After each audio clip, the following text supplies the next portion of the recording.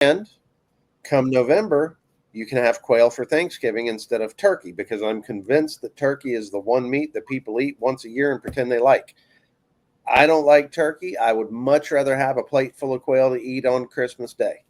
Have you done that? Thanksgiving Day. Have you done quail for Thanksgiving and Christmas?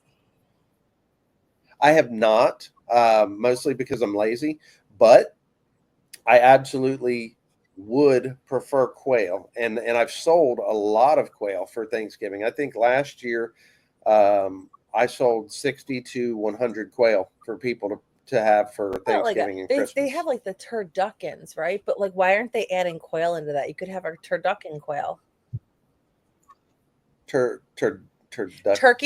You put a chicken inside a duck inside a turkey. I'm trying to figure out how to incorporate quail in there. So you could have a turducken or a turducken ale. Yeah, a turducken ale. Yeah. But yeah, I've actually sold quite a bit. I sold between 60 and 100 quail last year. For is there a special way that people tend to make the quail for Thanksgiving, or is it just kind of like the generic, like how you're making quail? So it depends on, the people, you like, if you want to do a real Thanksgiving-ish, one of the best things to do is when you make your stuffing, throw your quail in there, bake the stuffing, bake the quail at the same time. The quail seasons the stuffing seasons the quail. It takes about 20 minutes at 350 in the oven to cook. And you don't have to wake up at 2 o'clock in the morning to cook Thanksgiving dinner. Rightio. For me, everything I do with quail is crock pot. Totally crock pot, because it's 3 hours on low and your quail are perfect. We fried ours, but we are going to be doing it in the smoker at some point in time. I have deep fried.